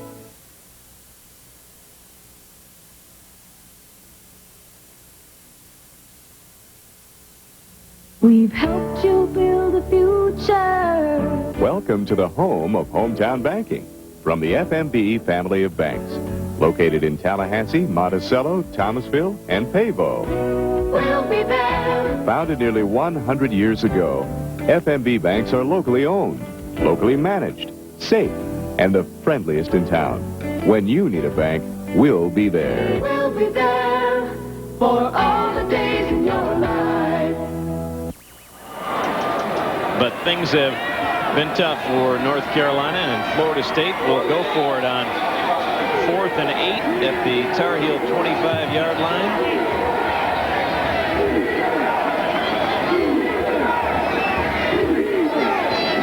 Gives it to Warrick Dunn. Dunn tries to slip forward. He is going to be close to the first down, but he will be shy, and North Carolina holds and will get back the football with 12 and a half to play. It's a good call. Still a good call. But by now, you know, Carolina has the beat. Let's see how it gets done. Yeah, that's a good play. It really is. Shivers out, trying to get the block. Boyd playing it well, staying on his feet, and that was the key to the play. Eric Thomas there as well for North Carolina. Problem for the Tar Heels now, you got yourself up against it, against the wind here in the 4th quarter. Mike Thomas down the middle finds Marcus Wall. Wall out to the 40-yard line and a first down. Beautiful route. Beautiful route. A little timing involved on this one. He worked himself downfield, found the sweet spot right in the center of the field. Florida State has been able to exploit the center of the field. Mike Thomas, nice sound drop, regained his feet, puts the sharp. I mean, he can throw. Boy, he can throw it. 21-yard gain on the hookup with Marcus Wall, a guy who has not been heard as much from in recent weeks. That's the longest North Carolina play of the day. Thomas trying to get around the throwback to Marcus Wall, and he tried to move before he had it secured as he heard the footsteps of Byron Capers. The incompletion will make it 2nd and 10. Yeah, Capers wasn't fooled by that. He tried to float the pocket a little bit, and then you got Baxter up front at guard. Good block by Watson, the throwback. But you watch Capers, see? That ball is right there, and so is Capers. He comes up, and that's just a drop. North Carolina likes to use that play with the tight end. That time went with the motion man Wall, but Marcus couldn't hang on to it. Mike Thomas 7 of 16 on the afternoon. 64 yards and an interception. Draw play that Mike Jeter gets back to the line of scrimmage, and that's it. Tyrant Marion, number 86, is there, and at the bottom of the pile it's Darrell Bush, the redshirt sophomore from Altamont Springs, Florida. High school All-American out of Lake Brantley High School, a terrific high school football program. Mentioning a lot of young guys on that Seminole defense. I'm sure the rest of the conference and the country, in that matter, would like to see a lot of seniors playing for the Seminoles every year. Get them out of there. Only 3 seniors on the 2 deep of their defense. No, that is a scary prospect for 96.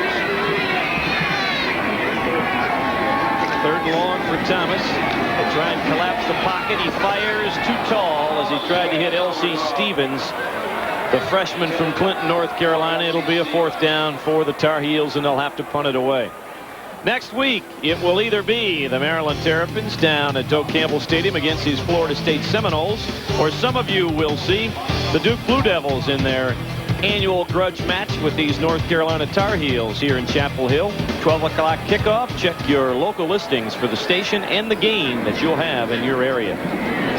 Not anticipating the punt. They don't have anybody deep. Mike Thomas hits it off the side of his foot, but got a decent roll inside the 30 down to the 27-yard line. 10:55 to play in this one. 33-yard punt. Florida State up 28-6. Florida State will begin.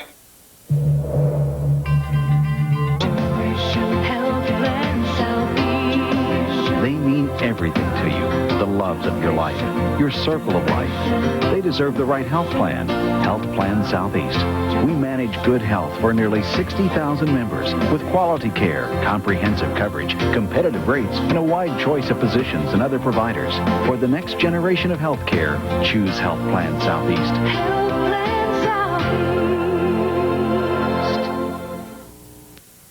FSU basketball is back in action. 2 great schedule, 2 great teams. Catch the Lady Noles as they go toe-to-toe with the nation's top players. And don't miss the men's team as they climb back in pursuit of the elite conference crown. Season tickets for both teams are on sale now, and all we need is you. Call the Moore Athletic Center at 644-1830 or dial star FSU on your Sprint cellular phone. Order your tickets now. FSU basketball. Get in the game. Florida State in good position to win number 257 in Bobby Bowden's 30-year coaching career, although the North Carolina cheerleaders still trying to exhort the troops. President Dunn in the backfield behind Cannell. Danny Cannell tosses it to Warrick Dunn. Marcus Jones is there to drop him in the backfield. I don't know if he was going to throw that ball and was trying to hang on late because Danny Cannell was running up the near sidelines, but Marcus Jones made sure that the trickery was not going to happen. I sure wouldn't want Cannell had a ball in his hands if I'm Florida State. I just want him to get rid of it and keep healthy.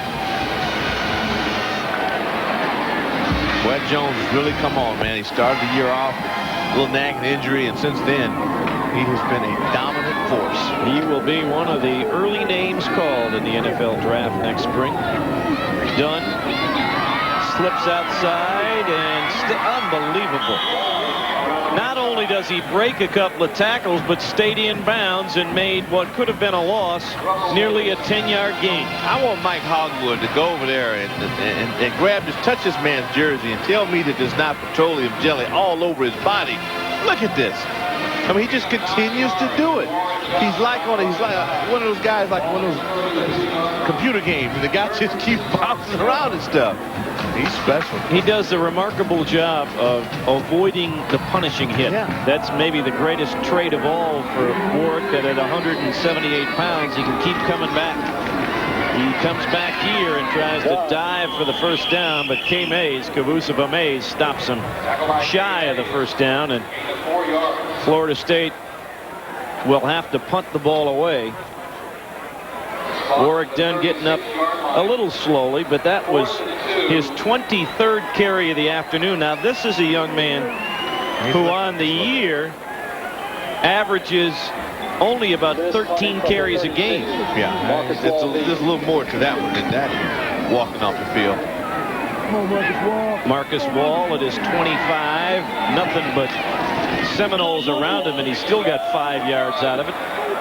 Back to the 30-yard line where Andy Crow, the snapper on the play, was the first to hit him.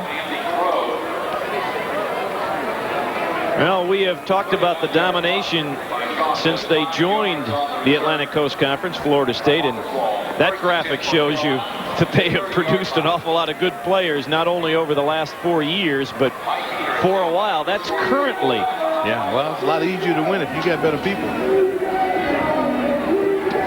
But as we have talked, their near interception on the play, good pressure on the football by Lamont Green as he nearly came up with it. I don't think there's any question their emergence into the league has raised the level of play throughout the conference. Oh, it helps everybody get better. I mean, I think it's a great move for the conference, and there are a lot of people that can compete. The key is that can you finish, because they play the entire. And I'm surprised they don't have more interceptions. Coming in just 6 on the year, and a little surprising the way this defense has really come on the past month. Mike Thomas finds Octavius Barnes, and the foot race is on. Barnes inside the 30, cuts inside. Octavius Barnes all the way down to the 7-yard line. Doc Walker said he has not shown the spark today. The flame was alive there. El Inferno. I mean, I don't really know if you realize that 63 yards on that particular run, catch and run. And now he's starting to say, uh-oh, I better step on it because I got some guys chasing me that can fly. That's nice. He holds on at the end, too. Finally, the entire Florida State secondary made the stop. Mike Thomas with his longest pass play of the season. Timeout called by Florida State. Their second of the ball game. There's still 9 minutes to play, and Mike Thomas gets to come over and talk to Cleve Bryant, the quarterback coach, to see that Mike essentially doubled his passing total with that completion to Octavius Barnes. It's good for your numbers, but it doesn't mean squat if you can't score 7 points as a result. Puts Thomas over 2,000 yards on the season, but the frustration, of course, still for this North Carolina offense, the fact that they have had 18 interceptions and just 5 touchdown passes. Yeah, it's staggering. Absolutely staggering. I will say this about Mike Thomas. Despite everything that has been said, today he was competing and is competing and has not been the reason for their misfortunes, but yet has been a positive light on this offense. And it's tough. Well, there was no doubt, Doc, that it was his play that spearheaded them to the upset win over Virginia here at Kenan Stadium in early October. But today, you knew it was going to be a tall assignment for the Tar Heels to face Florida State after their first conference loss and after they had 10 days to prepare for you and after a physical ball game with Clemson. Yeah, it's tough. But despite that, I think they've held their own. They just got to make some plays. Maurice McGregor into the ball game, as well as Ebenezer Ekubon as an extra tight end. Thomas is going to throw the ball and has his man, Freddie Jones, touchdown. Freddie Jones with the first touchdown catch this season for the junior from Landover, Maryland. It makes it a 28-12 game. There you go. Play action. Go to your tight end. Play action fake was weak, but the throw and catch was strong. That's good news for Freddie. Freddie Jones, they will go for 2. Freddie Jones' first touchdown, his 15th catch of the season. That's the first touchdown of his college career. You think he's a little excited? Freddie say, excuse me, but I'm going to let some emotions fly high on this one. Trying to cut the margin to 14. Thomas, the option to Jeter, and no dice. James Colsey is right there. Keeps it at a 28-12 ball game. One more look at the touchdown pass from Mike Thomas to Freddie Jones.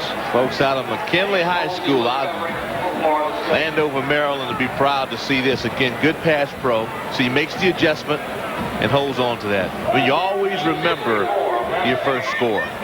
You remember yours, John? You scored so many times. I mean, junior year, Holy Name High School. Is that right? Yeah, that was my first score. That's good. That's good. Well, and the touchdown by North Carolina also forces Florida State to continue to play their regulars on offense. I think Bobby Bowden was kind of hoping he could sprinkle in some more bodies, but now with a 2-touchdown advantage, he can't afford to. Here's the missed 2-point try. Yeah, so you can't put the brakes on this kind of field. You're going to beat people you beat by running through them. I'll say this. I think Florida State needs to play a complete ball game for 4 quarters. I think you get down into crunch now. You get this game, Maryland and the Gators, and I think it's imperative that your guys get used to playing the entire game. Virginia with a 4th quarter field goal ups its advantage to 10 now, as they have scored 21 straight points in that game. The wind really has picked up now here. Get those anchors out for Mr. Hogwood so he doesn't blow away on us down there on the field. Hogwood won't have to worry about that. Wow. Away. Wow. Well, he's got a lot of change in his pocket. Oh, is that what it is? Yeah, okay. A lot of change in his pocket. Remember, Mike, that was Doc who said that. Scott Caparelli will kick it off into that strong breeze. Preston and Jermaine Green will be the deep men. It won't go anywhere near them. Pooh-Bear Williams called for the fair catch. Bobbled it, but then caught it. I tell you what, the whistle blew before the ball was caught. Yeah.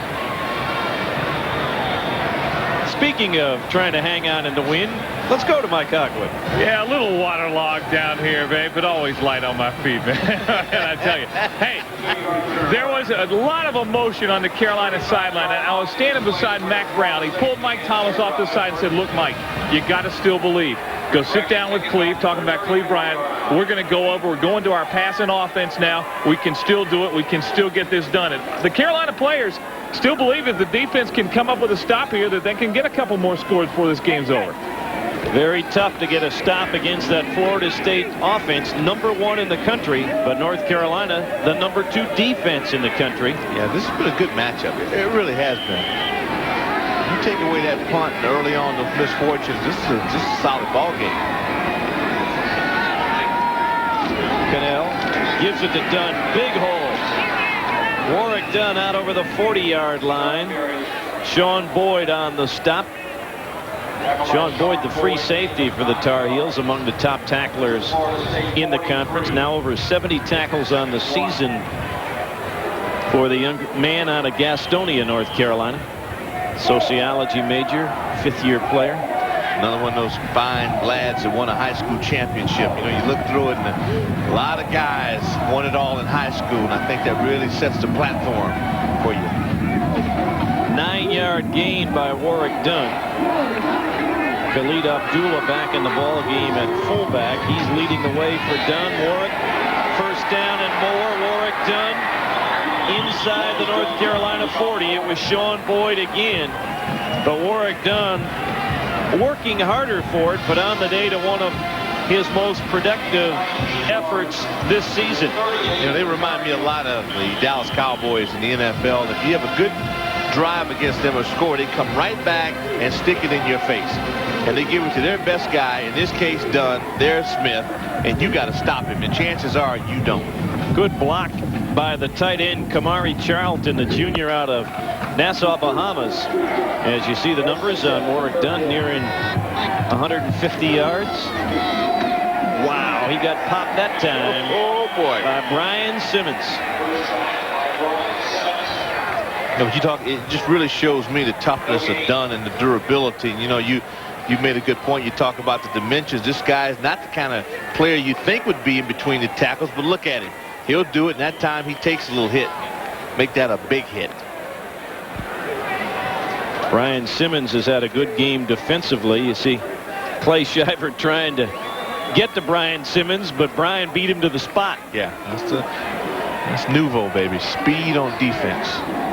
D. Feaster replaces Dunn as the tailback, and he gets the toss. Feaster, good balance for the freshman. Lost the football at the end of the play, but stayed right with him down to the North Carolina 30-yard line. This kid gets blocked and stays up on his feet trying to get to the play. And against Clemson last week, had a shin bruise. And those, and Jack, you've had, when you get those, man. Tell you what, he's always got turfs of grass sticking out of his helmet. You know, and I mean, he has no trouble sleeping, I'm sure, on Saturday nights because he works very hard. Little counteraction. Feaster will pick up a first down. Omar Brown, sophomore, strong safety on the hit. And you watch Omar, who is not afraid to hit you. No gunshot move, Omar Brown. He'll come up. Here you watch, boys. See good balance on this. Kavusuma down at the bottom. And there's Omar trying to strip. See, trying to strip, which is smart in the fourth quarter. We talked about this at lunch at the halftime. Florida State, you know, they stay a lot in their fast break. But when they pound you and get this stuff, they're awful good. First and 10. Ball on the North Carolina 26-yard line. Under 6 minutes to play as Cannell gives it to Feaster again, going straight ahead. D. Feaster inside the 20. Young man out of Rock Hill, South Carolina. This year, out of their top 3 tailbacks coming into the ball game, they had over 1,550 yards rushing out of that trio. And they have run the ball, I would say, a guesstimate around 200 yards of running today out of that. And that's limited setup. Too. They don't get that many touches. No, they're all 8.5, 7.9, 7.0 a carry. It's impressive. Feaster again, good vision, tried to squirt through a hole and lost his footing, and he'll be a yard or two shy of the first down. And what you don't find on the collegiate level are offensive linemen that are adept at pass blocking, and then if you get into rock'em sock'em football, they can smash and knock you off the ball. That's what separates them in my mind.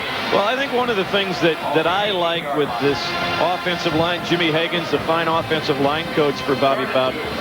They have big offensive linemen, but they're athletic offensive linemen. They're not as big. They're not just the big hods who stand there. Sumo wrestlers. Right. Yeah, that's what I say. That's sumo wrestlers with football jerseys. These are athletes. Give it to the fullback. Abdullah tried to spin his way to the first down, and he didn't get it. Kavusa Mays, Andre Purvis, Marcus Jones, all on piling. Abdullah, the freshman out of Davie, Florida.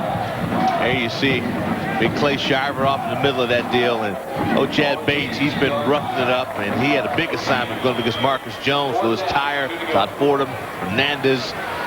I mean, you know, if you're an offensive lineman, you don't mind blocking for Florida State because you know you got some hounds in back, you guys that can fly. But pass blocking, as you well know, on this level is not an easy thing to do.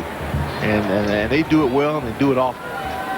Take the huddle clock down to 1 second, and then Danny Cannell will use the last timeout for Florida State, stopping the clock with 3:33 to play here in the fourth quarter. We'll be back for the final minutes of this one. Florida State trying to go to 8-1 on the year, and they've got the advantage. It's a real fan. Yet for some folks, you can find reason to have fun regardless of the conditions. Got to work on the straps on those coveralls, though. Yeah, no, I think that was by design. Oh, okay. Fourth down, the Seminoles going for it. They'll toss it to Warrick Dunn, trying to get to the corner, and he won't get there. Terry Billups with a nice play. And Florida State is turned away, but they ran off enough clock that North Carolina is really up against it with 3:26 to go. They still have 3 timeouts left. Elsewhere in college football on this second weekend of November, Alabama has finally taken the lead. Clemson, boy, Tommy West team is playing very well. Kentucky throwing a shutout, and NC State in a tough year looking for a big win. Virginia looks like they've got that one in control. Northwestern and Arkansas leading the way. Look at that score. Must be going to the bullpen now. Mike Thomas gets it out in the flat to Chris Watson, the fullback.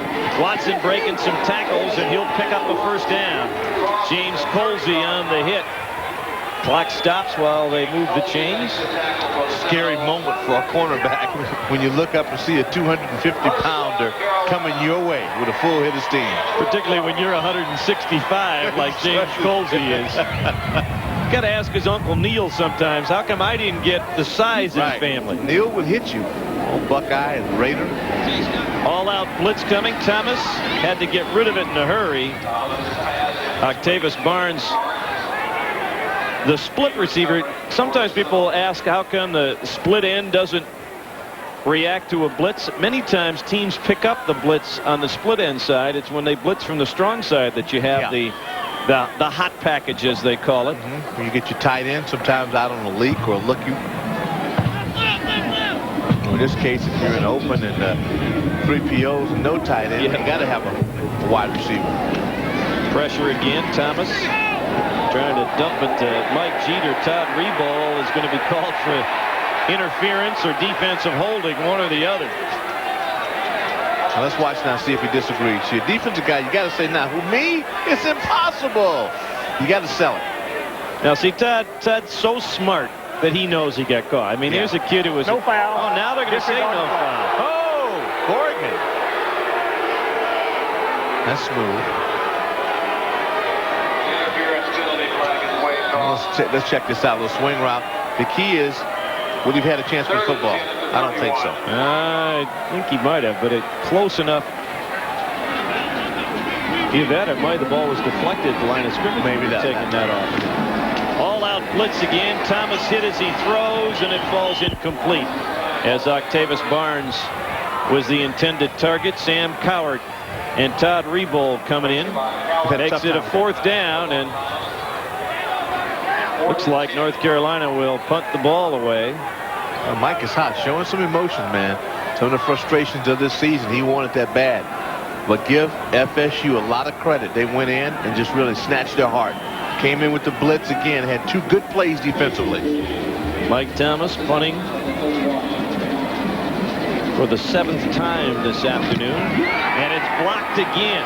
Picked up by Samari Roll. And he'll go down at the 30-yard line. That's pathetic.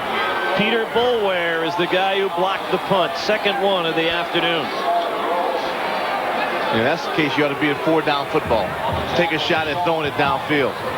Got to speed your operation up. You know, it's involved with the snapper and the look. Okay, it's knuckler, but then you got to get into that. Or you got a free runner. You're up back. In that case, you got to seek the pressure and hit somebody.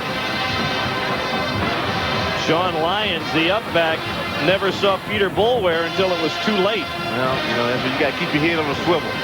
Now, either that's a poor design or Florida State's the best in the country at special teams. They have blocked 2 here this afternoon. The first one on the first series of downs set the tempo for the day. Now we've got Thad Busby into the ball game at quarterback. He gives it off to Jermaine Green, and he is dropped in the backfield by Kavusa Bames.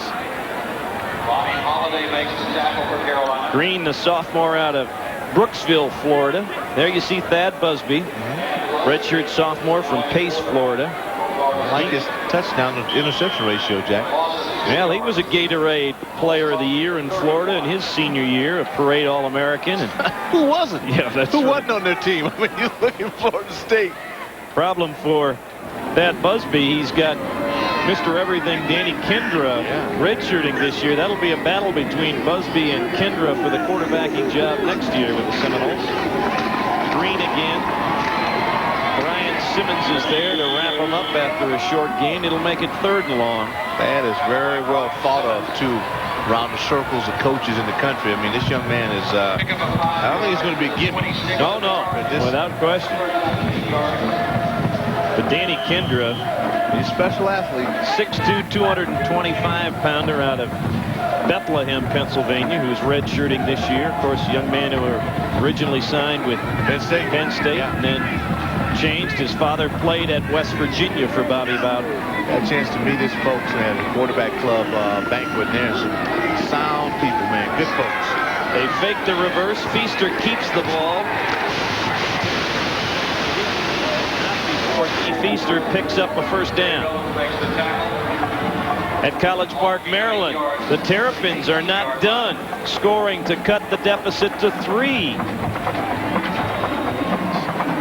My goodness. Warren, Duffner, and Terrapins, Cavaliers. Cavaliers coming up that big win. Just over 3 minutes remaining in that game at Maryland. Negate the Feaster first down because of a holding call against the Seminoles. Takes it back to the 35-yard line. And makes it 3rd and about 15. 60 seconds to go in this one. Florida State will go to 8-1. North Carolina will drop to 4-5 with rivals Duke and NC State remaining. Busby gives it to Feaster. Omar Brown with a good open field tackle. Loss of a yard on the play. Make it 4th down. Depending on how quickly they spot this ball.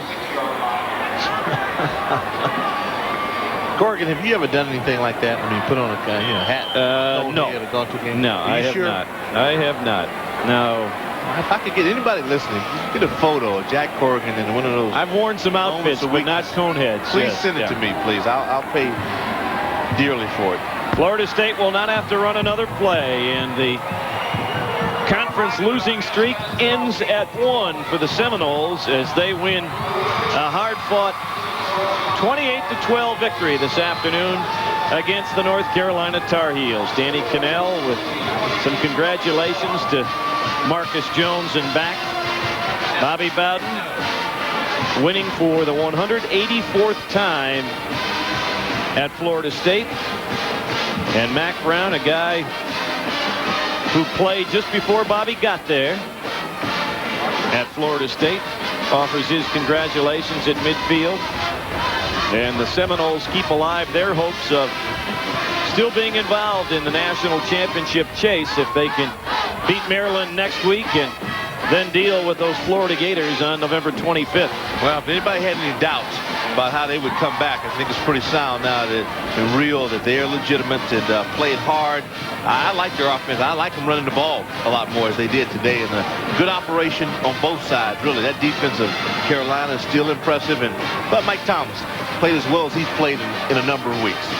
But it was that Florida State special teams that set the tempo early on. Mike Hogwood is with Bobby Bowden down on the field. Well, you're right. The special teams did indeed, Coach, set the standard for this team today, going out and getting that block punt and taking it. Yeah, this kind of weather, it has to be your defense and kicking game, and that was probably the difference today. We got beat last week with the kicking game, so maybe it was a difference today. Your team coming off a loss, it was very disappointing. How do you feel about them, the way they bounced back today and fought hard against North Carolina? There was a little redemption there because this team had beaten Virginia, and it makes you feel like you helped right or wrong. Still in the hunt for that championship, the national championship? Yeah, but we'd have to win all of our darn games, and that could happen. What were you most pleased with this team today, playing in the elements? The biggest thing was the defense, the way our defense played, because I think a day like this, your defense has to win the game for you, and I thought they did.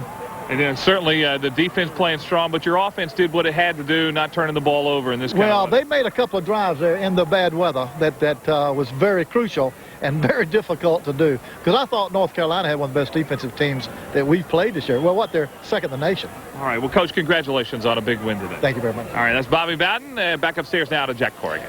All right, Mike, we'll continue with our post-game activities here in Chapel Hill on a rainy, windy afternoon. Florida State knocks off North